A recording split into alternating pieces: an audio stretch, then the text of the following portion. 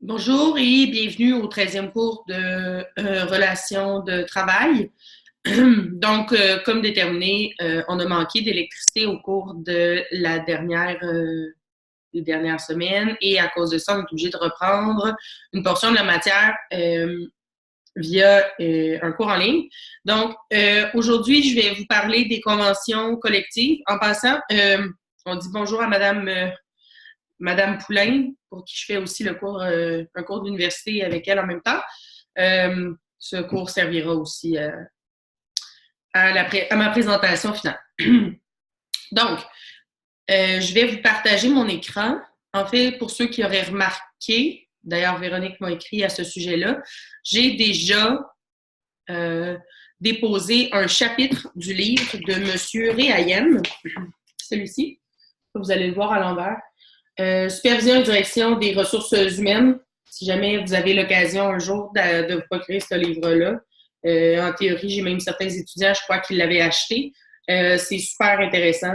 Fait que je vous ai envoyé le chapitre sur les conventions collectives. Il y a d'ailleurs des exercices qui sont à l'intérieur. En théorie, c'est un travail d'équipe. Par contre, on ne le fera pas de cette façon-ci, compte tenu du format de cours qu'on donne aujourd'hui. Donc, vous allez voir dans la présentation. Premièrement, je vais vous expliquer qu'est-ce qu'une convention collective, même si je suis convaincue qu'une bonne majorité d'entre vous avez déjà beaucoup d'informations sur le sujet. Je ne suis probablement pas la première à vous en parler. Par contre, on va aborder certaines questions, entre autres, sur les clauses d'une convention collective. Et par la suite, vous allez voir à travers la présentation que je vais aussi vous rendre disponible sur le module cours de Colnet, que je vais en fait placer des activités que vous pouvez faire en direct de la maison. Si vous avez des questions, vous pouvez toujours m'écrire. Et comme c'est prévu, excusez-moi, et comme c'est prévu avec Anne-Josée, on aura un quiz, entre autres, premièrement sur les conventions collectives, mais aussi sur le harcèlement psychologique qui vous sera rendu disponible à partir de la semaine prochaine. Sur ce, bonne présentation. Donc, si on parle d'un contrat collectif de travail, en fait, c'est assez simple. Ce qui est important de comprendre, c'est qu'un contrat collectif de travail, c'est une autre appellation pour parler d'une convention collective. Qui dit convention collective dit syndicat.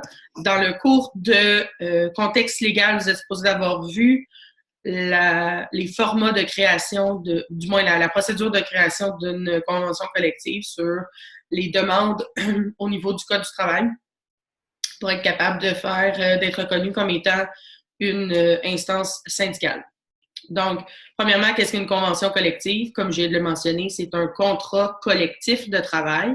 Donc, contrairement au contrat individuel qu'on a vu au début de la session, celui-ci, en fait, c'est un regroupement de plusieurs cas, donc de plusieurs employés différents, dans le but de créer un contrat le plus stable et le plus constant possible pour avoir un des autres intérêts de ça, c'est de pouvoir avoir un effet de groupe pour la négociation des normes de travail. Okay? Donc, on dit que c'est une entente entre deux parties. Donc, la première partie qui étant la partie patronale. Le patron, ça veut dire, oui, probablement dans certains cas, le propriétaire. Mais en plus de ça, on va parler de tout ce qui est la structure administrative et les cadres. Et finalement, la partie syndicale, ou on pourrait appeler la partie employée, qui, elle, regroupe plusieurs travailleurs. Idéalement, on essaie de regrouper des travailleurs similaires. Donc, comme on voit un peu plus bas, une entreprise peut contenir plusieurs unités de négociation, donc plusieurs syndicats différents.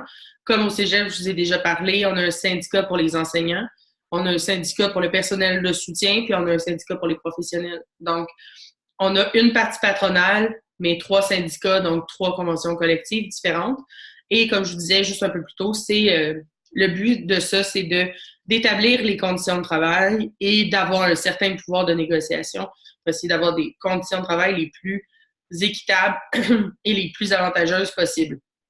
Et quand je dis avantageuses, ce que je veux que vous reteniez, c'est que non seulement c'est avantageux, on essaie que ce soit avantageux pour les employés, Donc, à la base, ça a été créé pour ça, mais je dirais qu'aujourd'hui, en 2019, c'est important que ce soit une bonne entente des deux côtés pour essayer de créer une certaine harmonie, puis d'essayer d'éviter les formes de conflit qu'on voit souvent dans le monde syndical. Donc, les principales causes d'une CC pour convention collective. Pour débuter, je parle de la sécurité syndicale. Pourquoi? Historiquement, les syndicats ont été créés dans le but d'avoir une certaine stabilité d'emploi, d'enlever le pouvoir aux dirigeants de gérer les ressources humaines un peu comme ils le désiraient. C'est-à-dire que de choisir, par exemple, un employé plus qu'un autre, de travailler plus avec la discrimination, de décider que si un employé ne fait pas leur bonheur, de pouvoir le mettre à la porte n'importe quand, et de pouvoir surtout choisir leurs conditions de travail. Donc, ça a été créé dans cette optique-là. Donc, la sécurité syndicale, en fait, permet de négocier ensemble et permet d'établir les règles du jeu au départ. Donc, on dit afin d'éviter toute forme de révocation de l'accréditation du syndicat. L'autre truc qui est important, c'est qu'il faut qu'il y ait une certaine cotisation. Est-ce que tout le monde est obligé de faire partie d'un syndicat? La réponse, c'est non. Par contre, ce qu'on dit, c'est pour être capable de garder son accréditation syndicale, donc, si vous l'avez vu dans le cours de contexte légal, l'accréditation, c'est ce qui est autorisé, c'est l'espèce de certificat qui est autorisé par le gouvernement pour être reconnu comme étant une instance syndicale. Donc, pour ne pas perdre cette accréditation-là, on doit avoir une certaine majorité. Donc, la majorité, c'est 50% plus 1, qui participe à une cotisation monétaire pour le syndicat. Donc, pour ce faire, les syndicats apportent des clauses qui obligent les employés à être membres. Donc, ce que je veux dire par là, c'est que dans le but d'essayer d'éviter toute forme de révocation ou problématique ou malentente et autres, souvent les syndicats, ce qu'ils vont dire, c'est par exemple, on a un exemple de clause juste ici, qui dit tout salarié faisant partie de l'unité de négociation doit devenir membre d'un syndicat pour s'assurer du maintien de son emploi. Donc, on peut ajouter ça comme clause à la convention collective. En fait, ce que ça veut dire, c'est toute personne étant sur, en bon québécois, le payroll devra payer une cotisation et faire partie du syndicat. Donc, dans ce cas-ci, c'est qu'on ajoute une clause qui oblige les gens. Mais dans ce qui est important de comprendre, c'est la syndicalisation n'est pas obligatoire pour tous, à moins que le syndicat ait voté une clause de ce type-là. On peut aussi retrouver à l'intérieur des clauses des exceptions, du genre, tu es obligé de faire partie du syndicat, mais seulement à partir du moment où tu es considéré comme un employé permanent, ou seulement après ta période de probation, ou, bref. C'est possible de nuancer cette obligation-là. Mais la raison de ça, c'est pour éviter la fameuse révocation, de dire que après, en bas de 50%, on est tombé en bas de 50%, et pour cette raison-là, on peut perdre notre accréditation. Okay? Les droits de la direction, on a parlé entre autres de la subordination. C'est quoi la subordination? C'est le fait d'avoir un lien hiérarchique, donc d'avoir quelqu'un qui est supérieur à soi, qui peut donner des indications, des ordres de travail. Donc, à partir du moment où on est employé, on a automatiquement un lien de subordination. Ça veut dire que contre une rémunération, j'accepte, moi, de me faire donner des ordres dans la limite du raisonnable et dans la limite des tâches établies dans un contrat de travail. Dans ce cas-ci, contrat de travail collectif, on va parler de ce qui est indiqué à l'intérieur de la convention collective. Le droit de subordination, souvent, on va l'indiquer dans les clauses. En fait, ce qu'on va parler, c'est de demander du travail aux employés.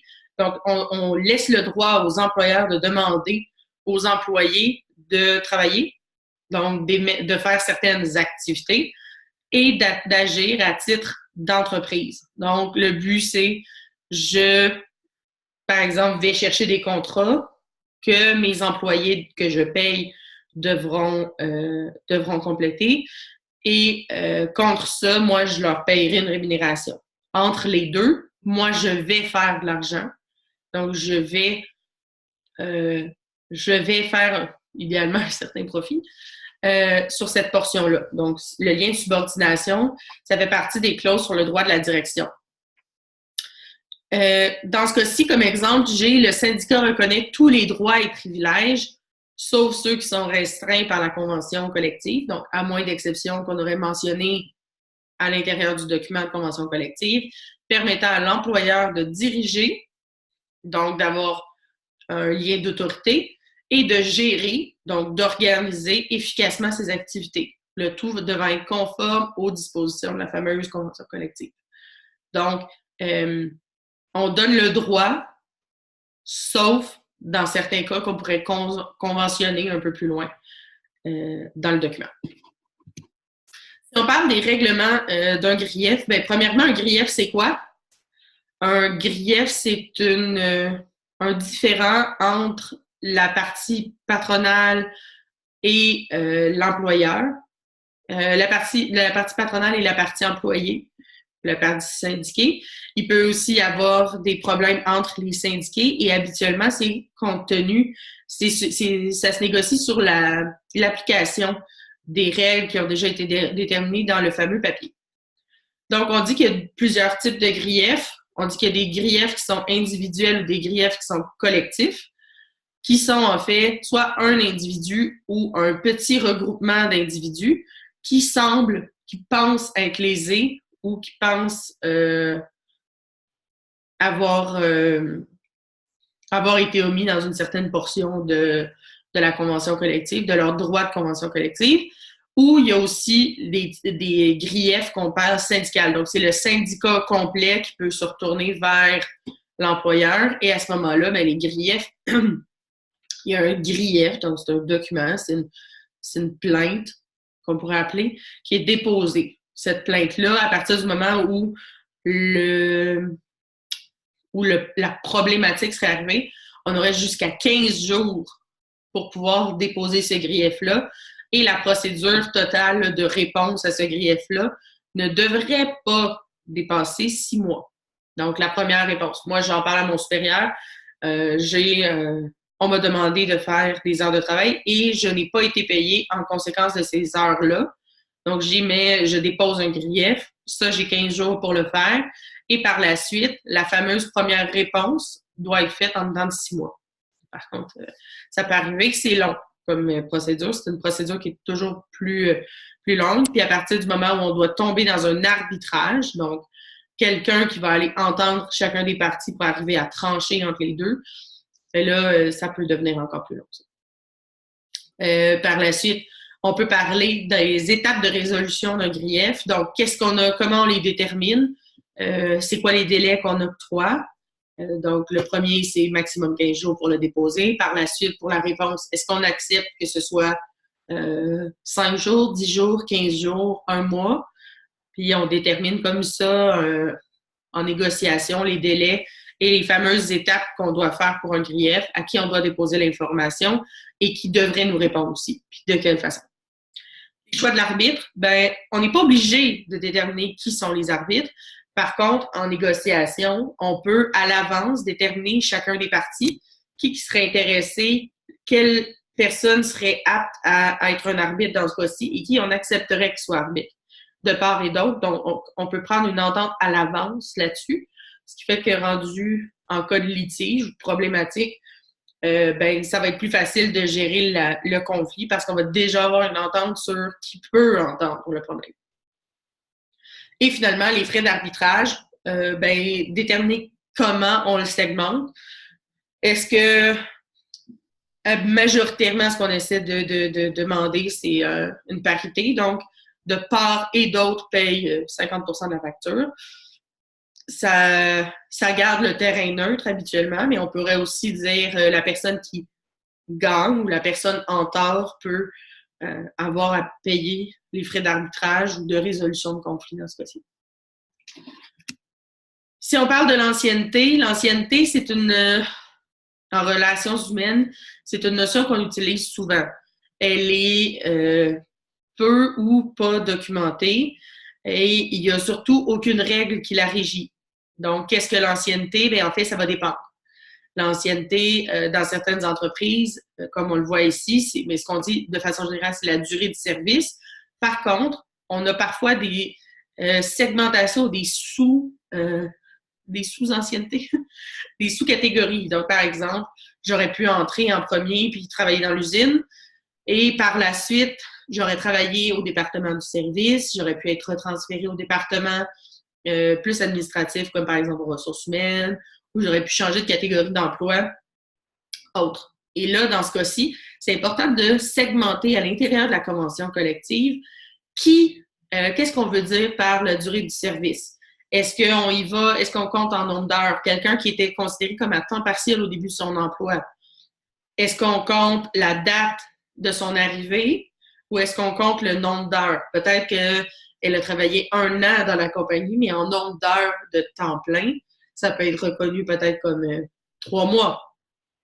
Donc, à ce moment-là, c'est important à l'intérieur de la convention collective d'appliquer, moi, ce que je dis, j'ai quelqu'un un jour qui m'a dit, on dit toujours think outside the box. Donc, essaye d'être le plus imaginatif possible. En fait, dans ce cas-ci, ce qu'on veut dire, c'est think inside the box. On détermine ensemble la balise, donc dans la convention collective, et je dois jouer à l'intérieur de ça. Donc, l'ancienneté, dans ce cas-ci, c'était important de déterminer aussi qu'est-ce qu'elle veut dire. Donc, comme je disais, comment on la calcule, basé sur quoi? Est-ce que l'ancienneté, c'est l'ancienneté à partir du moment de mon embauche? C'est le nombre d'heures que j'ai travaillé? Est-ce que le temps supplémentaire compte? Est-ce que certains types d'emplois valent plus cher en termes d'ancienneté? Est-ce que si j'ai déjà été gestionnaire, j'ai plus d'ancienneté que quelqu'un qui sortirait de l'usine pour un poste équivalent? Bref, toutes ces réponses sont possibles dans la limite où elles sont déterminées à l'intérieur d'une convention collective. Okay? Donc, un des exemples sur l'application de l'ancienneté, par exemple, c'est un exemple dans lequel seulement l'ancienneté prévaut. Dans le cas d'une mise à pied ou d'un rappel, et d'un rappel par la suite. Donc, premièrement, on coupe une certaine portion d'emploi. Si on se souvient bien de la mise à pied, ce que ça veut dire, c'est un manque d'emploi pour des raisons quelconques. Donc, ce n'est pas un problème avec l'employé, mais plutôt un manque de travail. Et par la suite, d'un rappel. Donc, si on parle d'un fameux bombardier, un bel hélicoptère ou autre, j'avais une certaine population d'employés. J'ai dû couper dû à des budgets, peu importe, manque de contrat. Et par la suite, je resigne plusieurs contrats. Je vais rappeler mes employés qui étaient mis à pied. Et là, par la suite, mais dans ce cas-ci, ce qu'on dit, c'est l'ancienneté d'usine prévaudra. Donc, combien d'années à travailler à l'intérieur de l'usine? Ça, c'est important. Combien d'années travailler à l'intérieur de l'usine? Et les gens qui ont travaillé le plus longtemps à l'intérieur de l'usine seront rappelés en premier. Et par la suite, on découlera comme ça jusqu'au dernier coupé. Ou, dans un deuxième exemple, on dit l'ancienneté fait partie des critères. Donc, l'ancienneté est un des critères parmi tant d'autres. Donc, dans le cas d'une promotion, un employeur tiendra compte de la compétence, numéro 1, est-ce que la personne est compétente, 2, de l'ancienneté, et 3, de la capacité physique de l'employé. Donc, on pourrait parler peut-être de pompier. Est-ce que le pompier est apte à devenir lieutenant physiquement? Est-ce qu'il a la compétence d'un gestionnaire pour être capable de gérer une équipe en dessous de lui? Et par la suite, l'ancienneté aussi viendra jouer. Donc, peut-être que la personne qui est la plus ancienne n'aura pas nécessairement une des 2 autres compétences nécessaires. OK? Donc, l'ancienneté, vous allez le voir. D'ailleurs, je vous suggère d'aller faire l'activité qui se trouve à la page 353-354 que je vous ai déjà déposée dans Colnet. Dans l'onglet cours, je vous ai déposé un lien en bas. J'ai mis dans un Google Drive l'accès au fichier. Donc, ce que je dis, c'est à l'aide de la page 353-354 de l'activité du livre de M. Réhayen. Donc, pour ceux qui auraient le livre, ça simplifie la chose. Vous n'avez pas besoin de vous fier sur mes informations. Sur mes visuels, en fait, il y a plusieurs façons de le voir, là. Donc, vous pouvez, à l'intérieur ici, il y a plusieurs indices sur l'ancienneté. Il y a plusieurs exemples. J'aimerais que vous rédigiez une clause, peu importe qu'elle soit, que ce soit pour une promotion, que ce soit pour l'embauche, pas l'embauche, mais le mise à pied, ça pourrait être pour des promotions, ça pourrait être pour des bonus, ça pourrait être, bref, peu importe, pour l'attribution du temps supplémentaire, pour l'attribution des horaires, pour l'attribution des vacances, bref. Soyez inventifs. Choisissez celui qui vous tente le plus ou celui qui pourrait être le plus approprié, peut-être dans le domaine où vous travaillez, pour m'en rédiger une. Donc, rédiger une clause dans la page 353 et 354. Vous avez plusieurs exemples dans les encadrés un peu brun, beige-brun, pour vous orienter par rapport à ça. Ça va vous donner une idée de ce que c'est et de comment on peut l'appliquer à l'intérieur d'une entreprise. Donc, l'ancienneté n'est pas, oui, peut être une clause à elle-même, mais peut aussi être un agent de segmentation des employés par rapport à ça. OK? Fait que faites ça, puis vous continuerez le petit vidéo par la suite. Entre-temps, si vous avez terminé l'exercice, voici d'autres clauses. Je ne rentrerai pas en détail dans chacune de ces clauses-là. Pourquoi? Parce qu'en fait, les options sont illimitées. Je vais vous expliquer chacune des clauses, qu'est-ce qu'elle veut dire, qu'est-ce qu'elle peut dire. Et par la suite, ben, vous pouvez toujours aller voir en ligne. Il y a plein de sortes d'exemples. D'ailleurs, si on se souvient bien, les conventions collectives à titre public, donc de tout ce qui est des organismes gouvernementaux, paragouvernementaux et autres, sont d'ordre public, donc vous pouvez y avoir accès. Clause numéro 1. En français, on dit la supplantation. Dans le jargon, on appelle beaucoup plus ça le... Oh, excusez-moi. Non, je l'ai écrit comme il faut. Bumping. Bumping, c'est par exemple, je suis enquêteur sur un projet spécial à travers le Canada. On a un enquêteur par province qui est sur ce projet-là. Et soudainement, on coupe le projet. On n'a plus de budget ou le projet tombe à l'eau. Et là, moi qui étais en poste avec beaucoup d'ancienneté, qui avait le droit de travailler sur ce projet spécial-là, je me retrouve sans poste à moi. Donc, à ce moment-là, donc, on va pouvoir faire du bumping, et ça, il faut le déterminer à l'avance. C'est-à-dire, je pourrais, moi, puisque je suis plus ancienne, demander le poste de quelqu'un d'autre qui m'intéresserait, qui serait plus jeune que moi. Et à ce moment-là, ben, un peu comme aux échecs, je le prends, puis pouf, je le tasse. Je l'ai bumpé. Donc, ça fait partie de ça. Pourquoi il faut encadrer ça? Bien, vous comprendrez que ça peut créer des frictions à l'intérieur d'une entreprise. Donc, c'est toujours important d'avoir des clauses très claires là-dessus sur qu'est-ce qui est permis, qu'est-ce qui ne l'est pas et dans quel cas on l'applique. Donc, ça en fait partie. Clause de sous-traitance, ce qu'on dit, c'est, par exemple, un exemple de clause de sous-traitance serait l'employeur a le droit de faire appel à des sous-traitants, donc, par exemple, des experts dans un domaine, pour autant que cela n'entraîne pas de mise à pied. Donc, c'est-à-dire, je peux demander une expertise à l'extérieur tant que je ne coupe aucun emploi salarié protégé par la présente convention collective.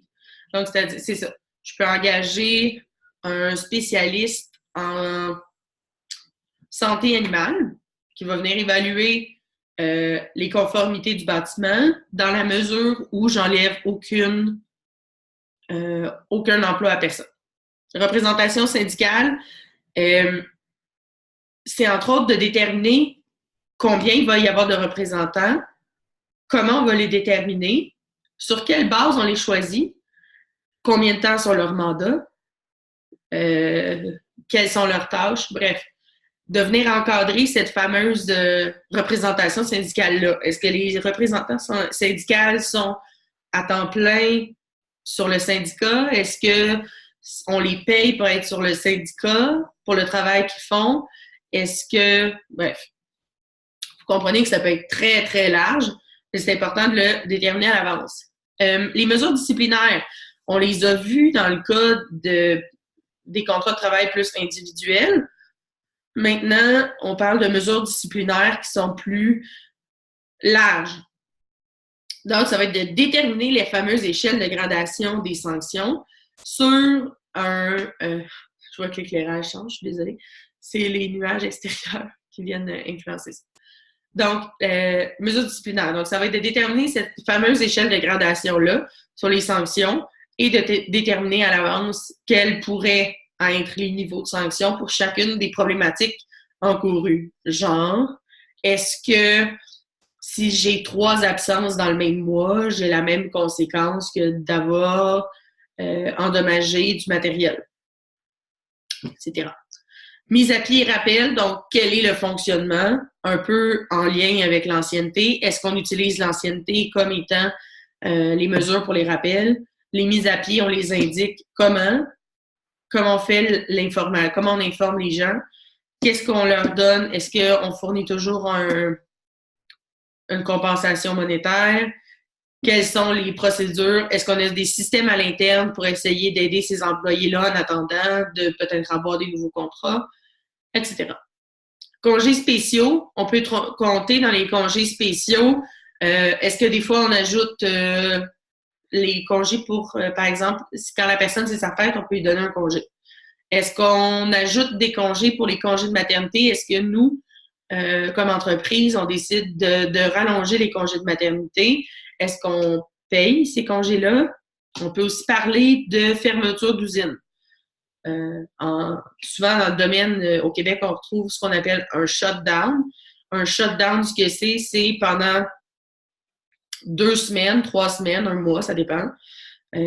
L'usine complète ferme. Habituellement, ils en profitent pour faire de la maintenance sur les équipements ou c'est simplement pour une question d'organisation du travail puis de simplification des horaires de travail. Donc, par exemple, si je suis sur une chaîne de production, c'est très difficile de remplacer 1, 2, 3, 4 ou du moins 50% de mon personnel qui gère la chaîne de production pour qu'elle puisse partir en vacances. Donc, dans ce cas-ci, parfois, c'est plus simple de dire pendant les semaines de la construction, automatiquement, à chaque année, tout le monde prend 2 semaines de vacances à ce moment-là et on ferme l'usine. Jours fériés. Quelles sont les journées fériées? Donc, est-ce qu'on décide d'aller sur un régime québécois? Est-ce qu'on décide d'aller sur un régime plus canadien pour les journées fériées? Ou est-ce qu'on décide d'en ajouter? Est-ce que, par exemple, on décide qu'à Pâques, comme maintenant, on met le lundi et le vendredi ou on choisit juste une des 2 journées? Est-ce qu'on met le jour du souvenir qui est le 11 novembre? Bref, juste le déterminer à l'avance pour que ce soit clair. Vacances. Combien de vacances? Priorité de vacances? Temps de vacances? Demande de vacances? Bref, être capable de déterminer à l'avance, premièrement, c'est quoi une différence entre un vacances et un congé? Donc, je demande un congé le vendredi pour avoir une plus longue fin de semaine, mais je prends 3 semaines de vacances l'été. Donc, certaines entreprises font la distinction entre les deux. Combien de jours de différence? Donc, par exemple, je connais quelqu'un qui travaille en ressources humaines, puis eux autres, moins de 3 jours, c'est un congé, plus de 3 jours, c'est des vacances. Qu'est-ce que ça fait comme distinction? Ça fait comme distinction le niveau d'approbation. Donc, un supérieur peut autoriser un congé, mais ça doit être la direction qui autorise des vacances, par exemple. Des fois, il y a des systèmes de paie, des banques de vacances qui vont aussi venir être influencées. Donc, juste le déterminer à l'avance. Salaire, donc, je vous ferai faire une activité dans quelques instants qui, en fait, va être de trouver une forme une version existante d'une échelle salariale Donc, comme je vous indiquais, nous, au collège, il y a plusieurs échelles salariales. Dans la convention collective des enseignants aussi. Mais celle de base fonctionne avec 2 niveaux. Premièrement, un niveau qui va dire le nombre d'années de scolarité qu'on a. Donc, je pense que c'est 16, 17, 18, 19. Et par la suite, c'est les échelons vont de l'autre sens, qui eux autres vont venir déterminer le nombre d'ancienneté que tu as. Le nombre d'ancienneté avant de travailler comme enseignant et le nombre d'ancienneté en plus que tu as accumulé depuis. Et par la suite, ben, la grille est toute détaillée sur le salaire que ces personnes-là vont avoir. Donc, il n'y a pas de question à se poser. On est capable de facilement déterminer sur des bases calculables les salaires des employés. Des avantages sociaux. Qu'est-ce qu'il y a comme avantages sociaux? Des assurances, fonds de pension, cellulaire payé, compte de dépenses. On peut parler de vacances supplémentaires, d'arrangement de travail, d'arrangement d'horaire de travail. Comme par exemple, nous, au collège, on a, je connais pas, je connais juste l'abréviation, mais ça s'appelle un PVRTT. Un PVRTT, ce que ça permet, entre autres, c'est d'avoir un horaire plus allégé. Donc, certains de mes collègues, par exemple, travaillent seulement sur un horaire à 80%, ce qui veut dire que ça leur donne une journée automatiquement sans travail. On a aussi des avantages sociaux pour les gens qui ont des enfants, qui peuvent, dans certains cas, bloquer leurs 2 premières périodes ou leurs 2 dernières périodes. Je pense que c'est pour ceux qui ont des enfants de moins de 9 ans, si je me souviens. Donc, ça en fait partie. Il faut les déterminer. Qui a le droit? À partir de quand il y a le droit? Donc, si, par exemple, je viens d'être engagée, je suis actuellement en période de probation, est-ce que j'ai droit à ces avantages-là? Si oui, est-ce qu'on cotise, comme par exemple dans un fonds de pension ou un RVER? Est-ce que l'employeur cotise? Si oui, à quelle hauteur ou plutôt jusqu'à combien? À partir de quand? À partir de quand est-ce que l'employeur commence à cotiser? Combien de temps doit-on rester dans l'entreprise pour conserver cette cotisation-là de l'employeur? Donc, certaines fois, c'est ça. Donc, si on reste moins de 2 ans ou 3 ans, ben, l'employeur reprend sa partie qui avait déjà cotisé. Ça peut arriver. Horaire de travail. Comment ça segmenter les horaires de travail? Est-ce qu'on travaille à 2 quarts par jour, 3 quarts par jour? Comment on détermine la rotation, par exemple, sur des horaires de fin de semaine? Qui travaille la fin de semaine? Est-ce qu'il y a des avantages pour la fin de semaine?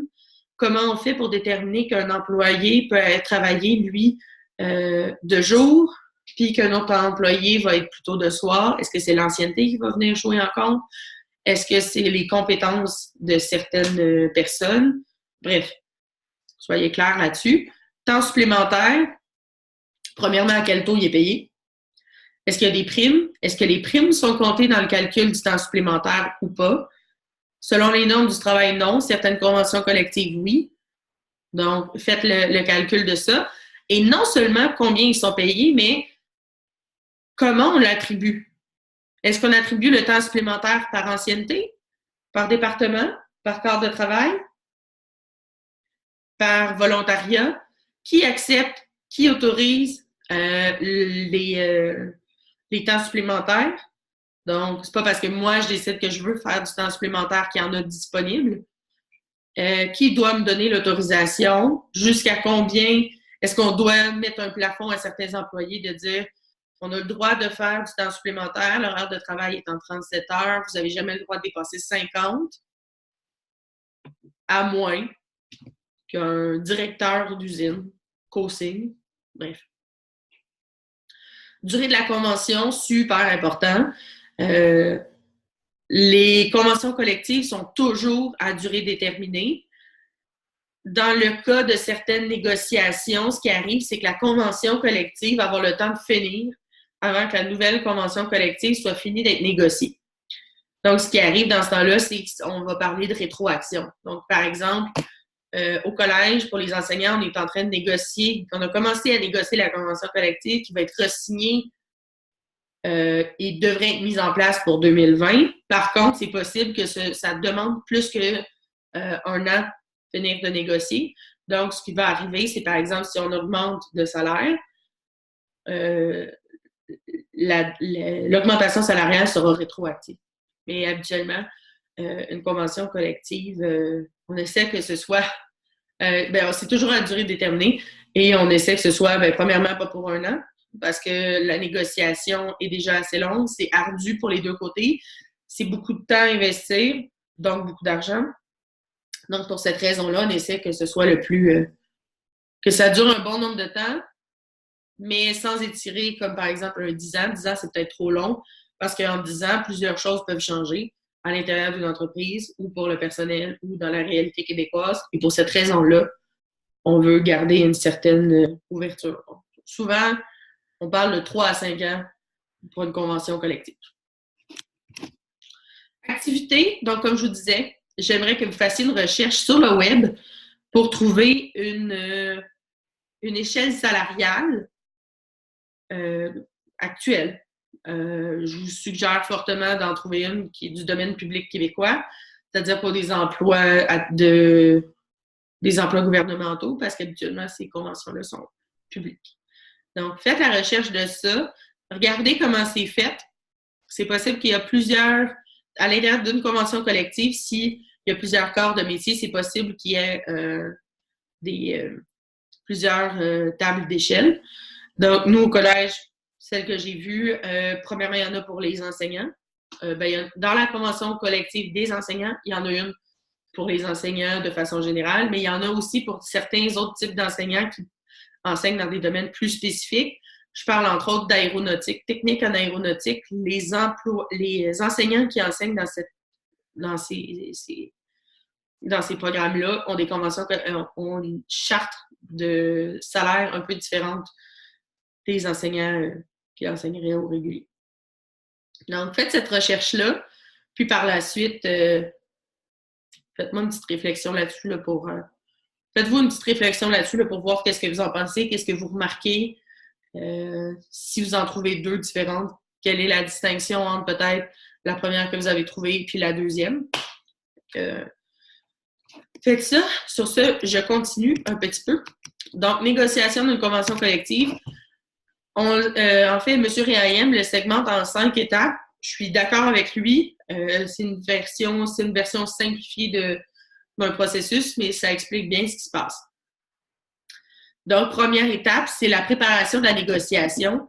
Donc, ce qu'on dit, c'est il y a deux parties, syndicale et patronale.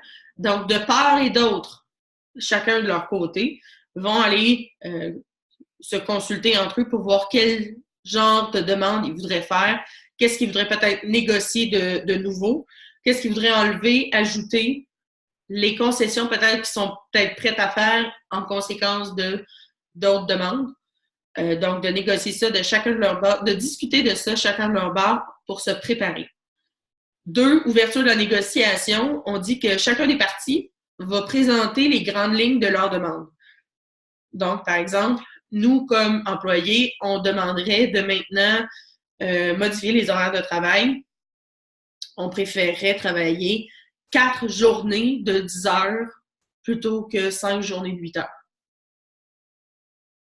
L'autre côté, il pourrait dire, nous, comme patrons, ce qu'on demanderait, c'est de couper les heures de dîner. Au lieu d'être 1 heure, on voudrait que ce soit 30 minutes. C'est rare que les grandes négociations se tournent autour de ces enjeux-là. C'est beaucoup plus au niveau des conventions collectives, des vacances, des salaires, avantages sociaux et autres. Je voulais vous donner un exemple. 3, bien sûr, négociation. La négociation se fait souvent en plusieurs étapes, plusieurs rencontres. Donc, on va prendre point par point ce qu'on veut négocier et on va déterminer, arriver à un certain niveau d'entente, ou peut être long, mais on arrive à un certain niveau d'entente de part et d'autre. 4, finalement, c'est l'entente.